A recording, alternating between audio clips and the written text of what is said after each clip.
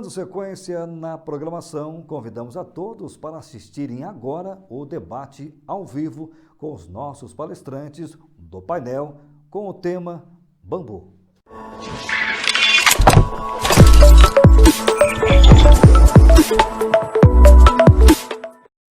Senhoras e senhores, muito boa tarde, sejam todos bem-vindos. Estamos ao vivo agora na cidade de Curitiba, no estúdio do grupo FRG Mídias Eventos. Agora são 15 horas e 22 minutos.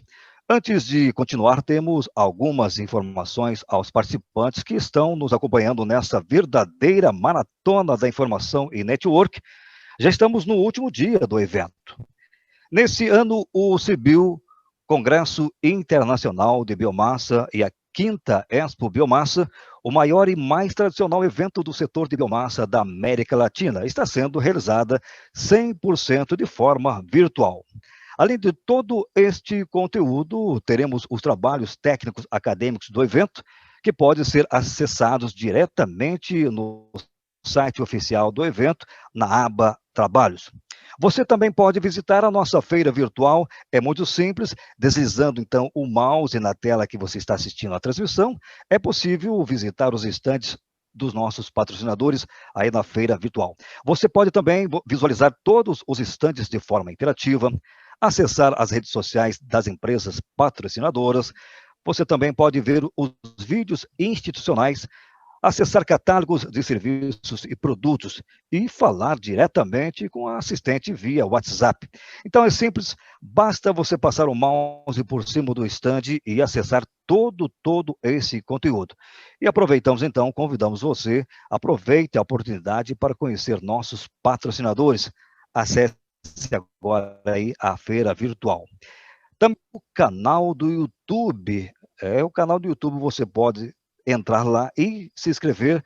Também você tem muito conteúdo, aproveite a oportunidade. Se inscreva então no canal Grupo FRG. Bem, senhoras e senhores, damos agora início ao nosso debate ao vivo com o painel Bambu. Nos honra a presença às seguintes autoridades. Primeiramente, agradecendo à professora doutora Maria Tereza Clérice, da Unicamp, ela está lá em Campinas. A doutora Marcela Kiyotoko, da Embrapa Florestas, ela está conosco, está aqui pertinho de nós, em Colombo, Paraná. Também nos honra com a presença o professor doutor Rogério Almeida, da Universidade Federal de Goiás, hoje está lá em Goiânia. Muito obrigado, professor, pela presença. A doutora Rimênia Londônio, da Sociedade Colombiana do Bambu. A doutora Rimênia está na Colômbia, só que nesse momento está em Talma, no Peru. Seja bem-vinda, doutora Rimênia. Também nos honra com a presença o senhor Felipe Braga Farhat, ele que é da SEDES, também hoje está com a Justo, bem pertinho aqui em Curitiba. E também o nosso moderador, é um prazer também receber o Bruno César Fadi, ele que é da Aura Bambu. Bem, o nosso moderador, ele é arquiteto e urbanista, especialista em curso de treinamento de bambu para países em desenvolvimento pela CBR na China. Também é articulador da cadeia produtiva do bambu e de políticas públicas do Paraná. O nosso convidado, o moderador, vai aguardar início, então, com as considerações iniciais. Bruno, seja bem-vindo. A palavra é sua. Obrigado, Noel. Obrigado a todos. Obrigado pela presença. Agradeço, em primeiro momento, ao Grupo FRG, nas pessoas do Tiago Fraga, da Grace Lise, do Regis, pela oportunidade de, mais uma vez, incluírem o tema bambu dentro do Congresso de Biomassa e pelo convite de, novamente, poder coordenar esse painel. Assim como na edição do ano passado, em Curitiba, presencial, hoje também tivemos a oportunidade de presenciar algumas das diversas aplicações desta matéria-prima espetacular, não só em processos industriais, mas também em programas socioambientais. Muitas empresas possuem projetos ambientais e sociais como uma maneira de reduzir o impacto no meio ambiente e nas comunidades próximas às suas indústrias, né? Temos diversos tipos de projetos, como recomposição de vegetação, apoio ao empreendedorismo, apoio ao desenvolvimento de agricultura orgânica, incentivo ao comércio direto, produtor, mercado consumidor.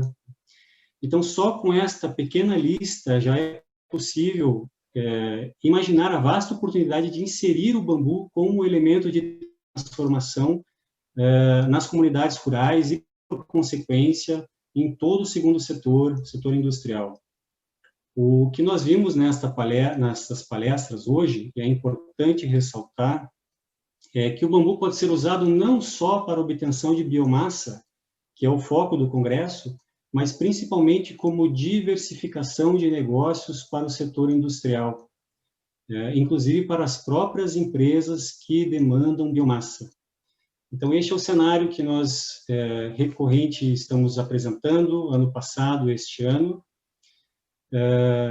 Por fim, eu quero agradecer aos palestrantes que se dedicaram, fazer um especial agradecimento à doutora Jimena Lodonho, um especial agradecimento ao professor Antônio Ludovico Beraldo, que foi convidado para este momento, mas não pôde comparecer, não pôde ser parte do hall dos palestrantes. E então, agora, partindo para as perguntas, temos algumas perguntas. A primeira é direcionada para a doutora Jimena Lodonho.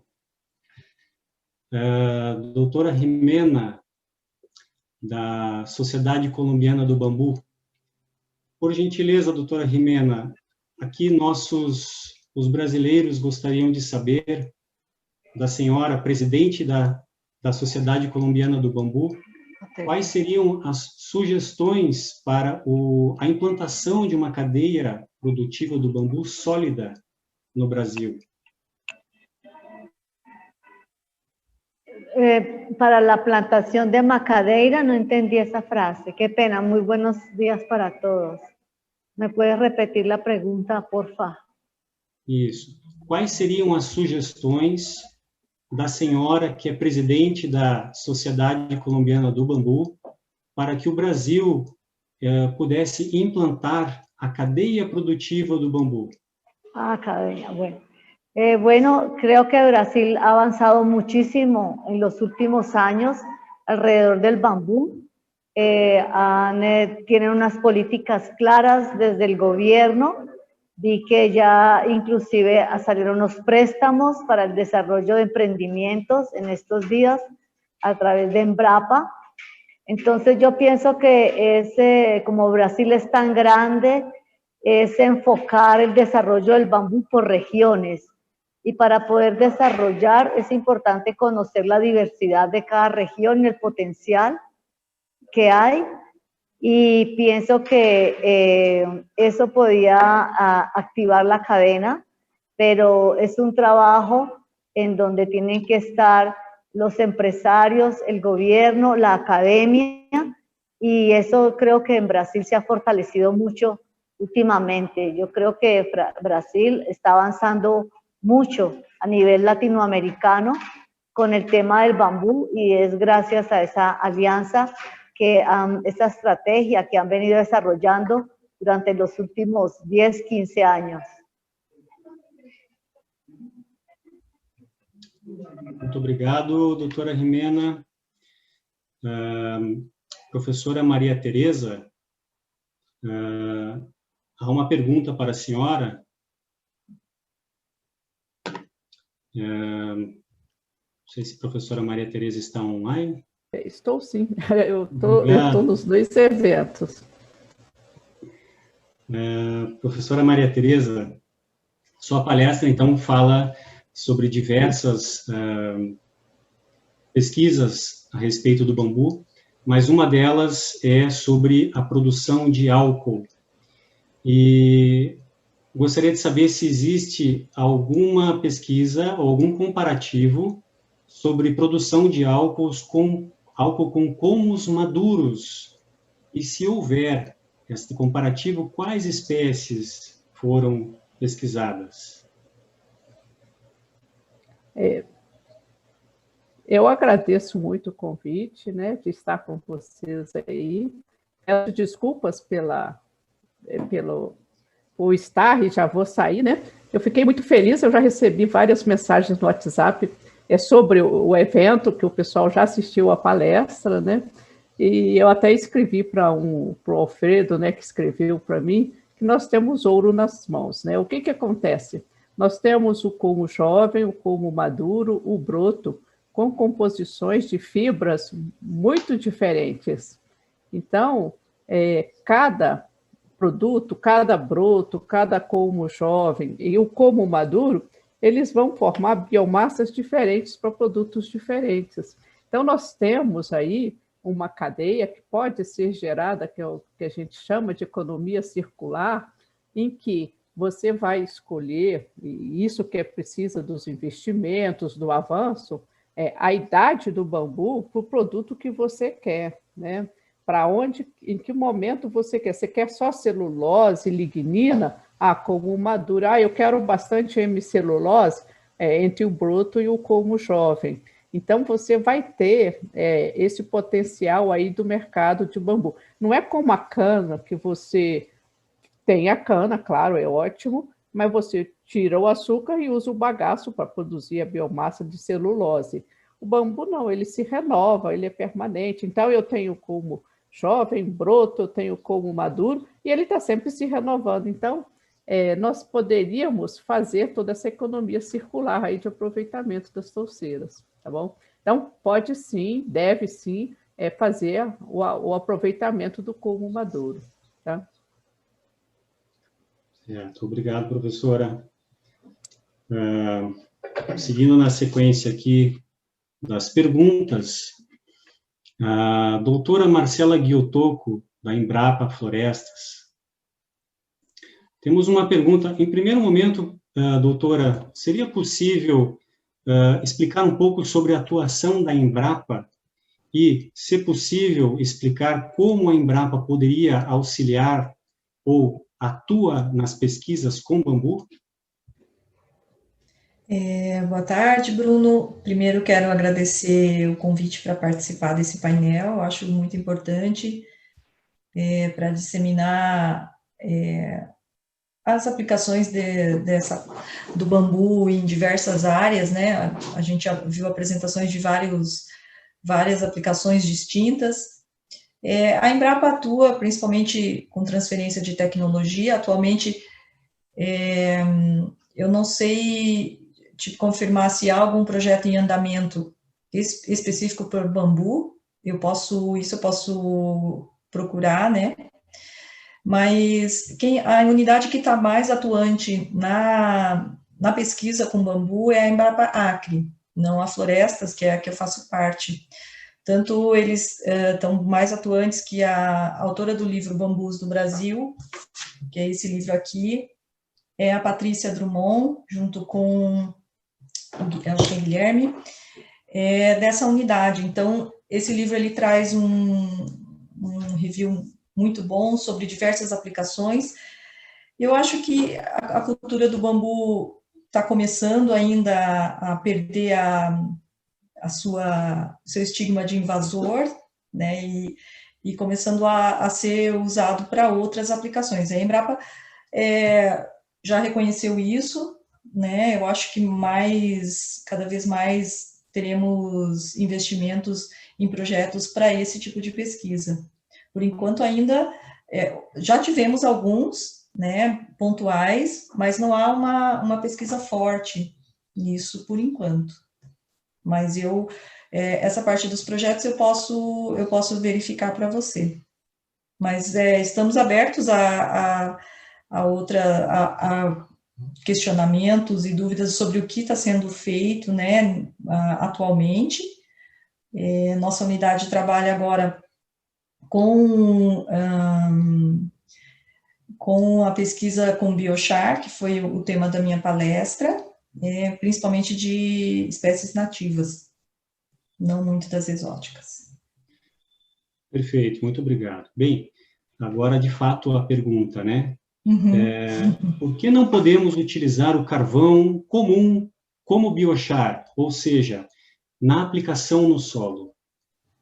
Então, o biochar, ele é um carvão muito específico para uso agrícola. Então, assim, como a pirólise do biochar ela é feita numa temperatura mais baixa, ela não é utilizada a temperatura de pirólise do carvão convencional, porque o que você quer no carvão convencional é que ele mantenha a energia, você quer um poder calorífico alto, né? E no biochar não, você quer manter os grupos funcionais da matéria-prima, você quer manter grupos carboxílicos, fenólicos, porque são esses grupos funcionais que vão interagir com o solo e fazer esse trabalho de melhoria da qualidade.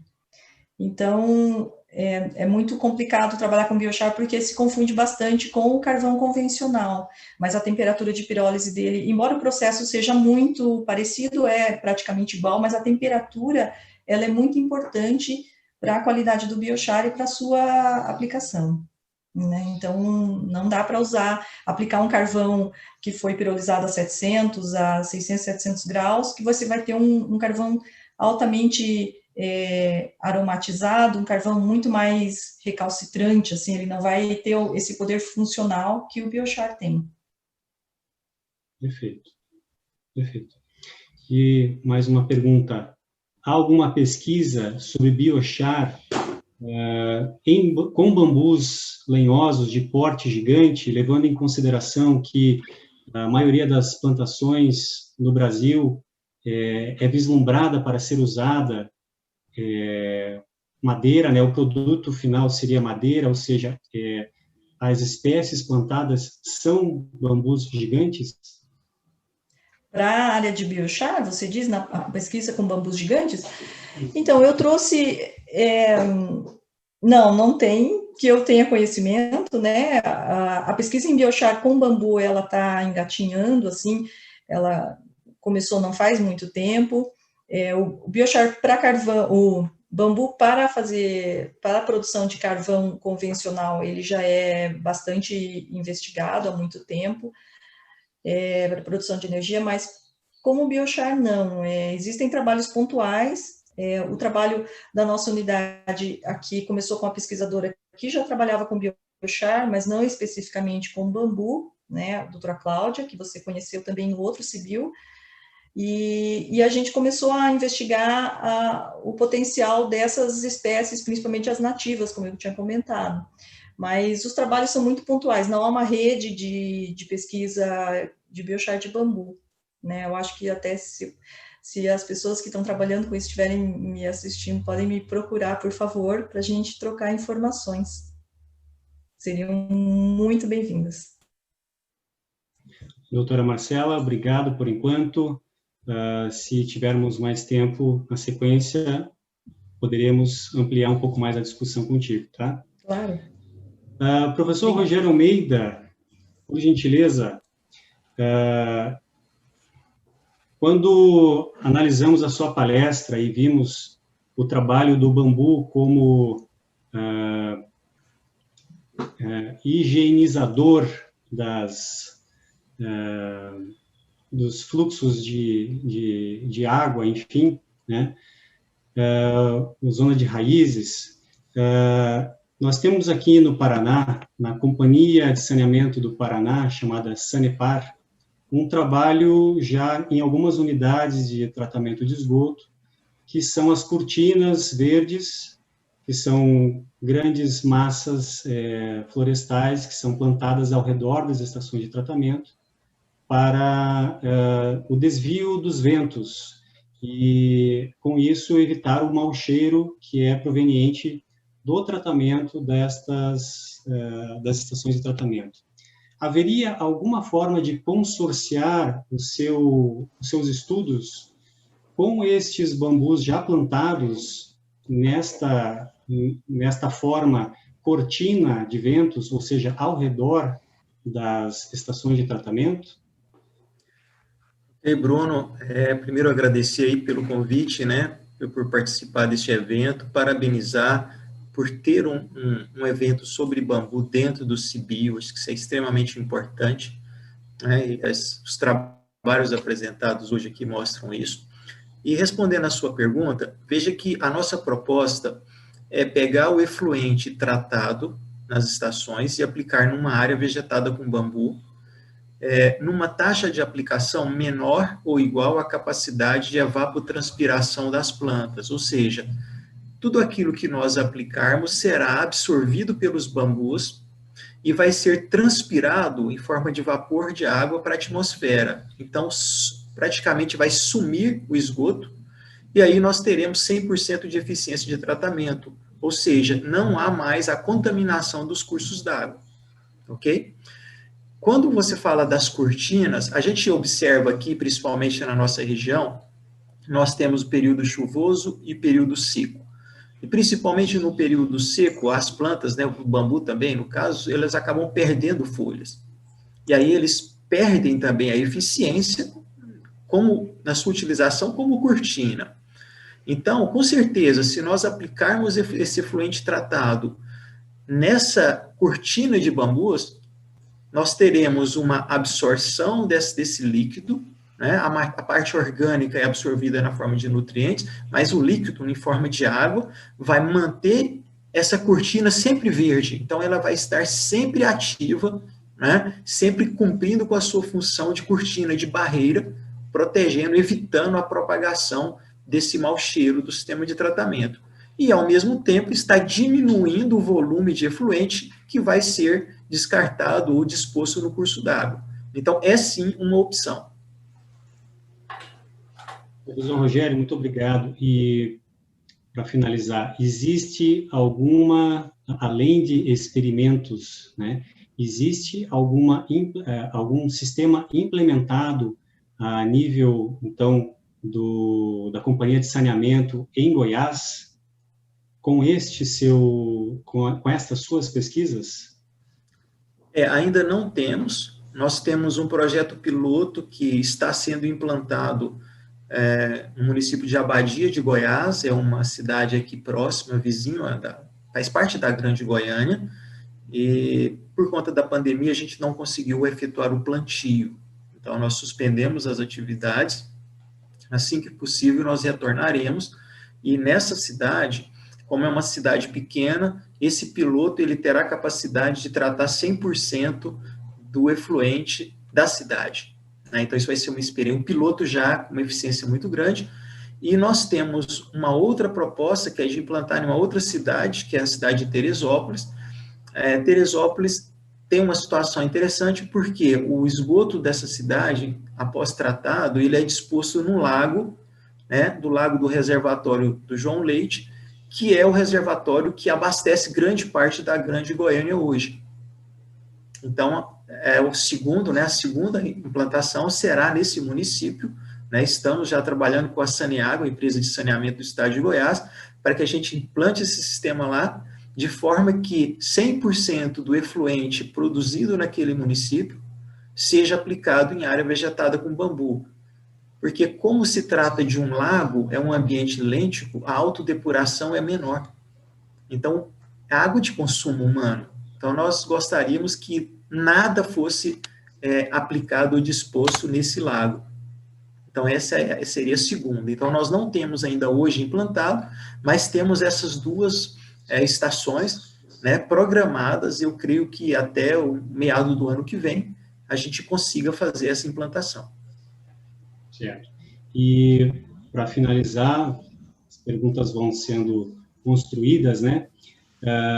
Então, implantar-se-á ano que vem, mas atingir 100% da capacidade, ou da capacidade idealizada, né, de funcionamento.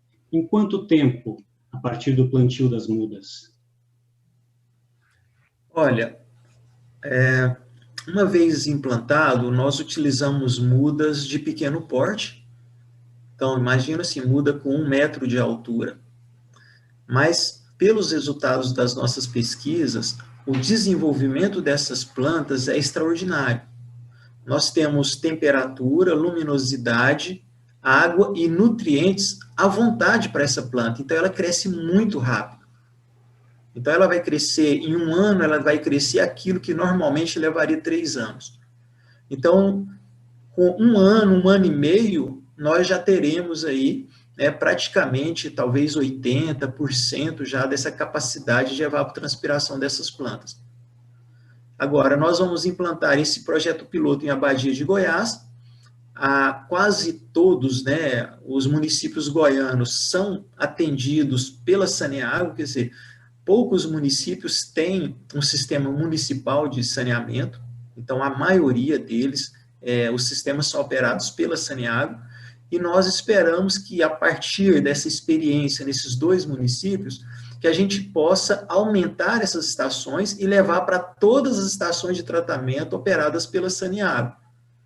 Claro que as áreas das estações, elas são restritas, elas são pequenas, elas não conseguiriam absorver todo o líquido produzido na forma do esgoto tratado.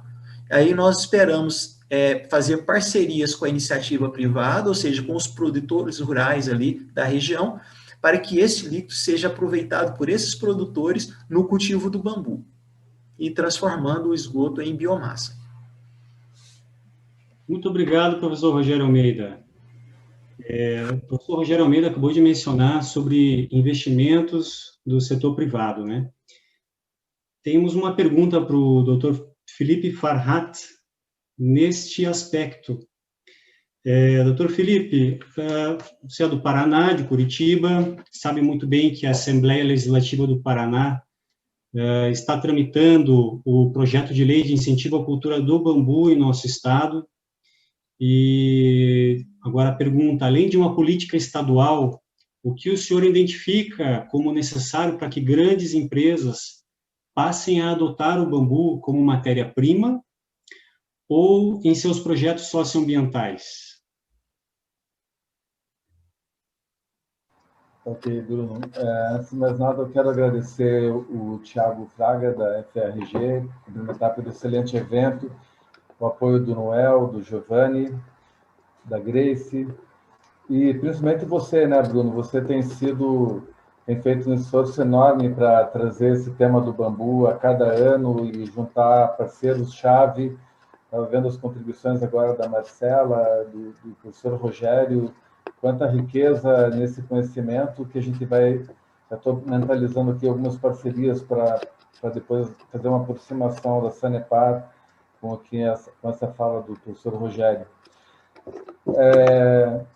Em relação à importância do legislativo, claro, o governo do Estado, como eu falei na minha conversa, através da Invest Paraná, tem muito interesse de receber empresas da área da biomassa para se instalar no Paraná e procurar fazer com que elas se encaixem realmente no que a gente pode chamar de cadeia produtiva do bambu, né?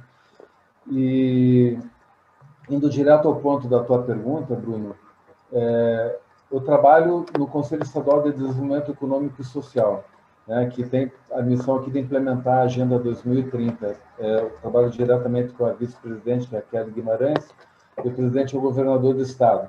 Esse conselho trabalha, professor Rogério, em quádrupla hélice, então, o próprio governo, o setor privado, né, as empresas em quem a gente se dirigiu, e aí a academia, envolvendo institutos como a Embrapa e toda a academia, de uma maneira geral, e a sociedade. Então, nesse sentido, Bruno, nós organizamos, no ano passado, com o Guilherme Gaio, que inclusive mandou, Jimena, um grande saludo para você, o Guilherme Gaio, que trabalha que é o arquiteto aqui da Ecoaldeia Taquara Rendá. Ele soube que você está nesse painel, pediu para lhe cumprimentar, mandar saludos. E fizemos numa aldeia indígena, Bruno, uma bioconstrução. E daí com bambu. O Guilherme, no sistema de Learn by Doing, que é o forte dele, de sentar com a comunidade indígena, fazer o desenho que eles pretendiam e ensinar, trocar ideias respeitando o que eles queriam, e depois ensinar, lidar, recuperar a cultura indígena com o bambu, e finalmente, no final do curso de Aprender Fazendo, no caso ali da terra indígena de Rio das Cobras, era um museu Caingangue que eles queriam fazer. Aí eu dei uma contornada na conversa para dizer o seguinte: a gente teve uma conversa com o órgão do Estado responsável por construções e perguntamos se a gente não poderia introduzir o elemento bambu em todos os projetos de construções sociais, por exemplo, para indígenas, para quilombolas e tal. E eles nos responderam de maneira muito técnica, dizendo que desde que respondêssemos questões tal, que somente a academia e somente uma Embrapa poderiam nos ajudar a fazer com que, aí sim, indo direto ao ponto da tua pergunta, o legislativo apoiado de academia, de institutos da empresa brasileira de agropecuária com a Embrapa, possam realmente ajudar com que leis sejam permitidas, que o bambu entre como um elemento para bioconstrução, para carvão, para biochar, para tudo que a gente tem falado, porque todos esses setores exigem uma regulamentação, não é? Então, é fundamental essa aproximação da academia, dos institutos de pesquisa com o governo, com as empresas, para que legislações aconteçam, sejam escritas, normatizando esse assunto. Então, Bruno, com certeza, o apoio do Legislativo, fui chamado pelo deputado Goura para uma audiência pública sobre bambu aqui no Paraná. É importante ter o Legislativo olhando para essa planta que, na Ásia, representa milhões no mercado, e aqui a gente ainda está muito engatinhando, né? Obrigado, doutor Felipe. Dando sequência aqui à sua pergunta, é importante lembrarmos da palestra da professora Maria Tereza, que mencionou um ganho, um presente, uma conquista, que foi a parceria com a Cargill, em um de seus projetos. A Cargill financiando a academia e obtendo como resultado produtos, né? Informações técnicas para colocar no mercado novos produtos ou melhorar processos. Então, é um investimento que é extremamente necessário. Ela mencionou, inclusive, números, a dificuldade em fazer determinadas análises em função dos custos dos reagentes e do material, dos laboratórios de alta tecnologia e de grande valor para poder processá-los, né?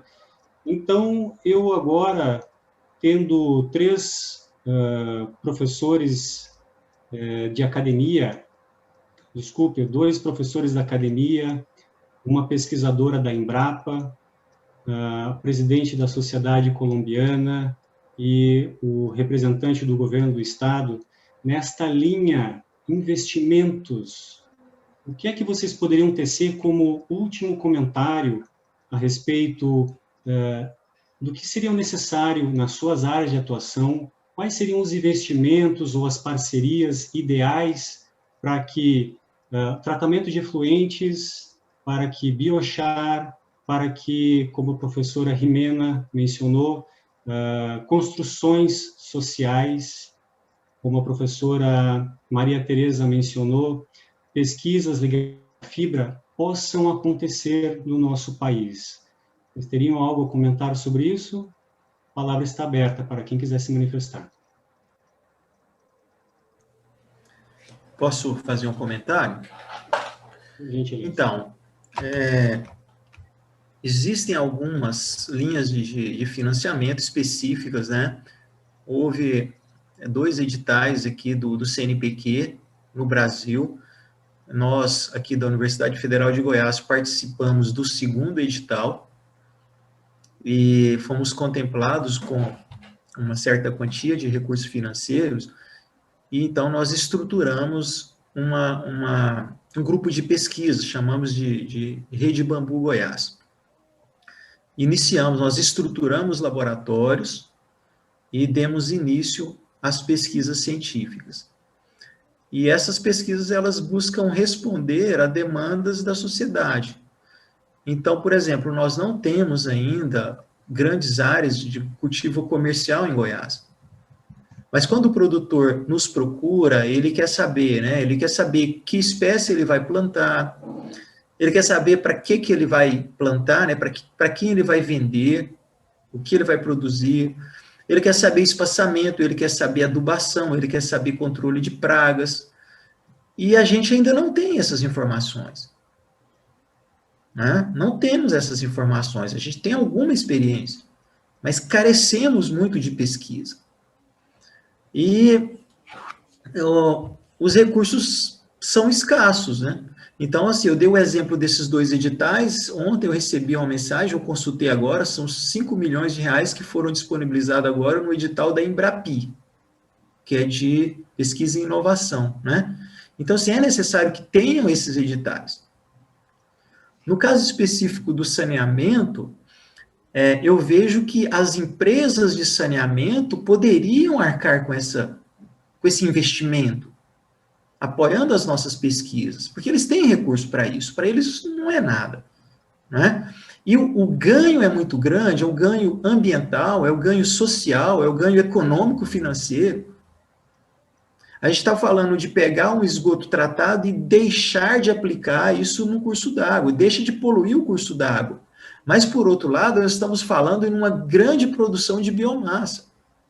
E se eu, né, numa cidade, se eu crio uma associação de pessoas que vão ter a responsabilidade de cuidar desse bambu e vão ficar com a matéria-prima para desenvolver, por exemplo, artesanato, móveis, construção civil. Então, eu tenho agora um bambu social, complementando o bambu ambiental. Então, é investimento que tem retorno. A gente não está criando muitas coisas. Isso já existe no mundo. Construção com bambu, há quantos milhares de anos se constrói com bambu em Colômbia, Equador, aqui do lado? Embora não seja a nossa experiência, dos nossos indígenas não tinham esse hábito, mas usavam para outras coisas. Mas a gente tem a experiência da China, do Japão, da Ásia todinha, e tem dos nossos países vizinhos. Quando o Felipe fala dessa questão da construção, bom, nós temos agora 2 normas de construção com bambu, normas brasileiras da ABNT. Então, já temos as normas. Agora é fazer uso. Lembrando que os países vizinhos já têm só mais tempo, né?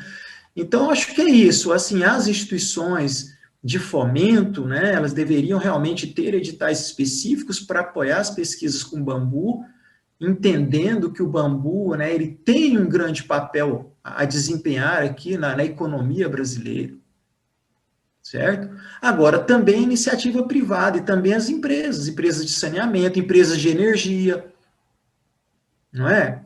Então, assim, as grandes empresas estão descobrindo isso, só que carece de investimento na pesquisa para que esse investimento seja feito de forma correta. Se um produtor quer plantar bambu e ele não sabe qual espaçamento, não sabe qual adubação, quer dizer, é um tiro no escuro. Então, assim, a pesquisa precisa se antecipar, então nós precisamos de investimento em pesquisa para que a gente tenha depois como orientar de forma segura o desenvolvimento no campo. E se eu não tenho bambu plantado, eu não tenho a cadeia produtiva estabelecida. Porque é aquele ciclo vicioso, não planta bambu porque não tem para quem vender. Mas a indústria que poderia absorver esse bambu, ela não se instala também porque não tem a matéria-prima. Entendeu? Então a coisa não anda. Então nós precisamos plantar bambu. Para que tendo bambu as indústrias venham. Agora eu só vou poder plantar bambu se eu tiver a tecnologia disponível, eu tenho que ter a ciência por trás. Então nós precisamos desse investimento. E aí, assim, também iniciativa privada.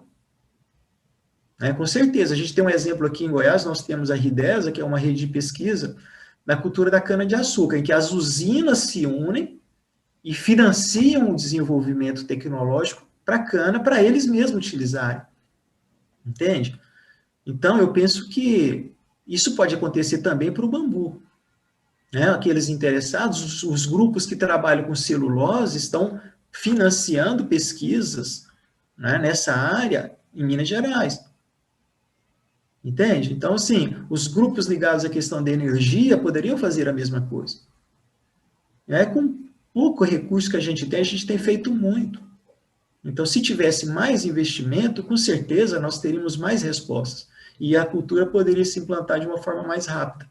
Não precisaríamos esperar décadas, né, para que se tenha a cultura do bambu como uma cultura no país.